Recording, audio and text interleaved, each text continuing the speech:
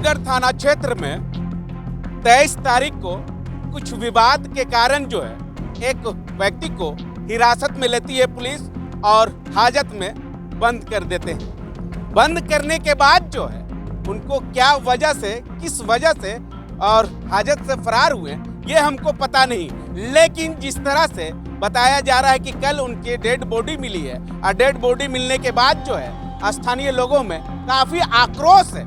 उनको लेकर देख रहे पोस्टमार्टम के लिए पहुंचे हैं रिम्स में। हम स्थानीय लोगों से और उनके भाई से भी जानने की कोशिश करेंगे। क्या तारीख का है? 23 तारीख को अल्ताफ अंसारी जो है रामगढ़ स्थित चट्टी बाजार में दुकान है, उसमें काम करता था। उस आफ्ताब अंसारी जो है वो उस दुकान में काम करता था। एक हिंदू टाइगर फोर्स जो कहाँ की संगठन है ये नहीं मालूम, इसको बनाया कौन है ये नहीं मालूम। एक हमारे राज्य के पूर्व मुख्यमंत्री और बीजेपी के कद्दावर नेता के द्वारा ट्वीट होता है। ट्वीट के बाद इनका मनोबल बढ़ता है। मनोबल बढ़ने के बाद वो हिंदू टाइगर फोर्स के कुछ गुर्गे, कुछ आतंकवादी बोलेंगे, वो उस दुकान में घुसते हैं और घुस करके उसको साथ मारपीट करके थाने को बुला करके थाने के सुपुर्द करते हैं। थाने में साथ में दुकानदार भी गए। दुकानदार ने ये बताया कि भाई मेरे दुकान में घुस के इन लोगों, लेकिन दुकानदार की कुछ सुनी ही नहीं। दुकानदार से बोला गया कि आप एक आवेदन दे दो। रात 11 बजे तक दुकानदार को थाने में बैठा कर रखा गया, लेकिन किसी भी प्रकार की कोई भी कार्रवाई, किसी भी प्रकार की कोई भी सुनवाई दुकानदार से नहीं की गई थाने में। 24 तारीख का मामला हुआ। 24 तारीख को उसके परिजन जो हैं, उसके भाई वगैरह भी गए पूछने के लिए, लेकिन ये बताया गया कि भाई आपका भाई यहाँ नहीं है और आपको नहीं मिलने दिया जाएगा। 25 को भी यही घटना हुई। जब 24 और 25 को नहीं मिलने गया तो ग्रामीणों में आक्रोश हुआ कि भाई क्यों नहीं मिलने दिया जा रहा, कौन सा ऐसा केस है कि भाई नहीं मिलने दिया जा रहा।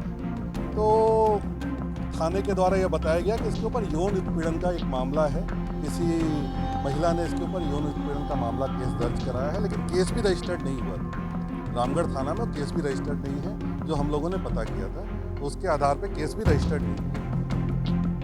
उस मामले में उसको गिरफ्तारी हुई थी और हिंदू टाइगर फोर्स के लोगों के द्वारा रामगढ़ थाना में बंद किया गया। जब 24 और 25 को उसके परिजन नहीं मिल पाए तो 26 को ग्रामीणों के द्वारा, उसके परिजनों के द्वारा थाने का घेराव किया गया और थाने से पूछा गया कि भाई हमारा जो बच्चा चाहे किसी भी जुल्म में आपने उसको गिरफ्तार किया है, उसे हमारे पास पेश किया जाए, हम उससे मिलना चाहते हैं। लेकिन सुबह से लेकर शाम तक थाने के किसी भी पदाधिकारी, जिला के किसी भी प्रशासनिक पदाधिकारी के पास कोई जवाब नहीं था।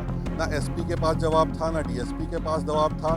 थाना प्रभारी जो उस समय वर्तमान में थे वो थाना से नजारत थे। उनके जगह दूसरे कोई पतरातू एसडीपीओ को रामगढ़ इस केस का पदभार दे करके रामगढ़ थाना में भेज दिया गया। शाम को अचानक रात में 8 बजे एकाएक बुलाया जा रहा है, बोला जा रहा है कि भाई आपका भाई जो अल्ताफ था, हमारे पास वीडियो फुटेज आया है। उस वीडियो फुटेज के अनुसार वो थाना से भाग करके नदी की तरफ भागा। अच्छा, एक सवाल उठती है, जब हिरासत में लिया गया या गिरफ्तार किया गया तो उस व्यक्ति को हाजत में बंद किया गया रहता है कि हाजत में कैसे तोड़कर फरार हो जाएंगे? यही सबसे बड़ा सवाल है। यही सबसे बड़ा सवाल हमारा भी प्रशासन से है। आदमी, कोई भी बड़ा से बड़ा मुजरिम थाने और पुलिस का सहारा क्यों लेता है? क्योंकि वो अपना जान बचाना चाहता है। आज रामगढ़ में ये हालात है कि थाने में लोग सुरक्षित नहीं। ये थाने की लापरवाही है या थाने की मिलीभगत है। हिंदू टाइगर फोर्स के साथ में थाना मिलीभगत करके उस लड़के की हत्या का प्रयास किया है, कोशिश किया है। हमें शक है कि इसमें पूरा का पूरा इन्वॉल्वमेंट रामगढ़ थाना का। यदि रामगढ़ थाना का इन्वॉल्वमेंट नहीं होता तो 23 तारीख को यह घटना है। थाना बोल रहा है, एसडीपीओ बोल रहे हैं कि 24 तारीख को लड़का फरार हुआ। आपने उसके परिजन को क्यों नहीं इन्फॉर्म किया कि लड़का हमारे यहाँ से फरार हो गया? यदि लड़का फरार हो जाता है, कोई भी मुजरिम यदि थाना से फरार होता है, आप उसके घर के एक व्यक्ति को उठा लेते हैं। जब इतनी यौन उत्पीड़न का इतना बड़ा मुजरिम, आपके कहने के अनुसार थाना के पदाधिकारी, जिला के प्रशासनिक पदाधिकारी के कहने के अनुसार थाना का ये इतना बड़ा मुजरिम जिसके ऊपर इतना बड़ा आरोप है, यदि थाना से भाग जाता है तो उसके घर वालों को क्यों नहीं इन्फॉर्म किया जाता, उसके घर वालों को क्यों नहीं उठाया जाता? इसके ऊपर कहीं ना कहीं संदेह हमें भी है और उसके परिजन को भी है, क्योंकि इसमें कहीं ना कहीं संलिप्तता उस समय के जो थाना प्रभारी हैं, उस समय में थाना में तैनात पदाधिकारी हैं और हिंदू टाइगर फोर्स के जो लोग हैं उन लोगों का है, क्योंकि उनकी मिली भगत के आधार पर ही उस लड़के की जो लाश है रात में 11 बजे, रात में 8 बजे इंफॉर्मेशन मिलता है कि भाई वो थाने से भाग गया है। एक फुटेज आता है सीसीटीवी फुटेज, वो भी थाने का सीसीटीवी फुटेज नहीं है। यदि आपके थाने से कोई बंदा भागता है, कोई व्यक्ति भागता है, तो हर एक थाने में सीसीटीवी कैमरा है, वो भी बगल के हॉस्पिटल का सीसीटीवी फुटेज आ रहा है। तो आपने क्यों नहीं अपने थाने का सीसीटीवी फुटेज दिया? अगर इस पूरे मामले को देख ले तो थाना प्रभारी का क्या एक्शन रहा है? थाना प्रभारी रामगढ़ से लुप्त हैं।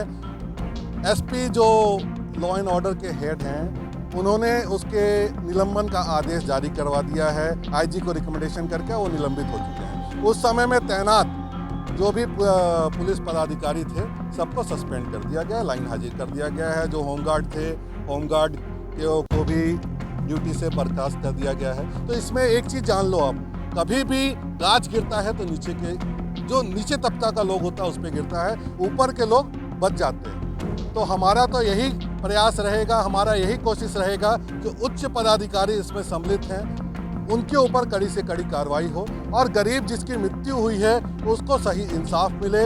और जो ये हिंदू टाइगर फोर्स नाम का जो एक संगठन, आतंकवादी संगठन चल रहा है, कुछ दिन पूर्व रामगढ़ में एक पादरी के साथ में मारपीट कर धर्म परिवर्तन का केस पादरी पे लगा करके उसको उसके साथ में मारपीट का केस किया। तो इनको ये मनोबल कहाँ से मिलता है? क्या ये बाबूलाल मरांडी के ट्वीट पे मिलता है? क्या ये बीजेपी के आशीर्वाद से मिलता है, या प्रधानमंत्री के आशीर्वाद से मिलता है, या हजारीबाग के सांसद के आशीर्वाद से मिलता है कि उनका ये मनोबल इतना ऊंचा है कि वो किसी को भी अपने हाथ से ऐसे कॉलर पकड़ के किसी को भी कहीं पे मार दे? ये गुंडा राज समझ के रखे हैं क्या? हमारा देश जो है हमारा संविधान से चलता है। आज ये स्थिति हो गई है, हमारे बीजेपी के चलते हमारा संविधान खतरे में। इसको लेकर जो स्वास्थ्य मंत्री पे मिलता है, क्या ये बीजेपी के आशीर्वाद से मिलता है, या प्रधानमंत्री के आशीर्वाद से मिलता है, या हजारीबाग के सांसद के आशीर्वाद से मिलता है कि उनका ये मनोबल इतना ऊंचा है कि वो किसी को भी अपने हाथ से ऐसे कॉलर पकड़ के किसी को भी कहीं पे मार दे? ये गुंडा राज समझ के रखे हैं क्या? हमारा देश जो है हमारा संविधान से चलता है। आज ये स्थिति हो गई है, हमारे बीजेपी के चलते हमारा संविधान खतरे में। इसको लेकर जो स्वास्थ्य मंत्री इरफान अंसारी है वो खुद संज्ञान लिए। हाँ, मंत्री जी इस पे संज्ञान लिए हुए हैं। लगातार ये सब मुद्दों से एसपी, डीसी और प्रशासन के उच्च पदाधिकारियों से बात कर रहे हैं। उन्होंने इस मामले को लेकर मुख्यमंत्री से भी बात की है। रामगढ़ के कई प्रदेश, कांग्रेस पार्टी के कई प्रदेश के पदाधिकारी इस मामले को लेकर के लगातार 24 घंटा, शाहजादा अनवर जी, रियाज अंसारी जी और भी कई नेता जो हैं रामगढ़ के, लगातार सुबह से लेकर शाम तक और रांची में यहाँ पोस्टमार्टम रूम तक परिजन के साथ में खड़े हैं, ताकि परिजन को इंसाफ मिल सके और उनको सही इंसाफ मिलके उनको सही जो मुजरिम है उनको उनके जगह पे पहुंचाया जा सके। क्या लगता है कि वरीय अधिकारी के ओर से इन लोगों के ऊपर जो अधिकारी है, जो थाना प्रभारी है या डीएसपी है, इन लोगों के ऊपर कार्रवाई होना चाहिए या नहीं होना चाहिए? होना चाहिए। क्या कहेंगे? होना चाहिए, कार्रवाई एकदम होना चाहिए। वो लोग का लापरवाही से ही मामला इतना हुआ है, प्रशासन का लापरवाही से इतना मामला बढ़ा है। नहीं समझ। क्या कहेंगे भैया, क्या कहेंगे? आपका भाई है शायद। जी सर, क्या कहेंगे? मेरा बस यही आग्रह है हमारे सरकार से कि ये जो वारदात हुई ये तो जाहिर से स्पष्ट हो गई है कि इसमें हिंदू टाइगर फोर्स और थाना प्रभारी का इन्वॉल्वमेंट है। और हम लोग बहुत शांतिपूर्वक से जो हमारे राज्य के लिए जो सही हो, जैसे मेरे को बताया जा रहा है वैसे हम लोग काम करें ताकि देश में कुछ उल्लंघन ना हो अपना। लेकिन मेरा यही गुजारिश रहेगा हमारे सरकार से कि इसमें जो जो इन्वॉल्वमेंट है, जिनका हाथ है, वो उनका मैं यही डिमांड करता हूँ कि उसमें सीबीआई जांच हो और सारे अपराधी को सख्त से सख्त उन लोग को मिले, सजा मिले। क्या आरोप पर आपका भाई को गिरफ्तार किया गया था पुलिस को? वो आरोप झूठा लगा कर गिरफ्तार किया गया था। क्या आरोप था? एक्चुअली उसके पीछे बहुत पहले भी मारपीट कर चुके थे 2 महीना पहले, और उसके पीछे लगे हुए थे। आरोप ये लगाया कि वो किसी लड़की को धर्म परिवर्तन करने के लिए बोल रहे हैं और यौन शोषण का ऐसा आरोप है। तो मैं ये कहना चाहता हूँ कि अगर ऐसा कुछ था तो हम लोगों को क्यों नहीं पता चला, ये लिखित में फायर क्यों नहीं था, और अगर ये सब हुआ भी तो हम लोग परिजन को इन्फॉर्मेशन क्यों नहीं दे थाने? अच्छा, जब आपका भाई जब हाजत से भागे थे तो थाना प्रभारी की ओर से या डीएसपी की ओर से या वहाँ के एसपी की ओर से सूचना मिली थी आप लोगों को? बिल्कुल नहीं मिली थी, कुछ भी नहीं मिली थी हम लोग को। हम लोग 2 दिन बाद हम लोग जा रहे थे, हम लोग बोले कि कोई आफ्ताब अंसारी यहाँ पे नहीं है, किसी का नहीं है।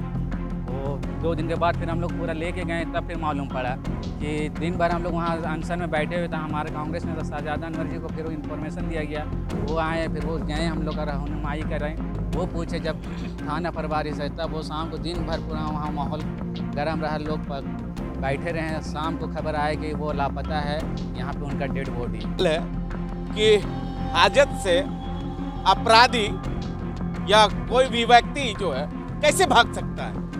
देखिए, ये कहीं ना कहीं सुनियोजित तरीके से की गई हत्या है, और जो फुटेज मिला है भागते हुए व्यक्ति का, वो व्यक्ति वो नहीं है। व्यक्ति का जब शव मिला, उस शव से कपड़े नहीं थे, सर में जो बाल था वो बाल मुंडा हुआ था। ये कहीं ना कहीं संकेत है कि ये सोची समझी साजिश है, और थाना और ये टाइगर फोर्स के द्वारा ये निर्मम हत्या करके लाश को छुपाया गया। और जब देखा कि अब ये मामला दब नहीं सकता है, तब इन्होंने सुबह से लेकर शाम तक एक वक्त निकाला, और शाम के वक्त बोलता है कि अभी सूचना मिली है, मैं आपको थोड़ी देर में बता रहा हूँ कि लाश कहाँ पे है।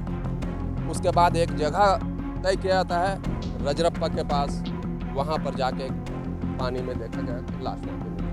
अच्छा, डेड बॉडी का सुन रहे कि हाथ पे पैर में जो है रस्सी बांधा हुआ था, क्या क्या देखे आप लोग ने?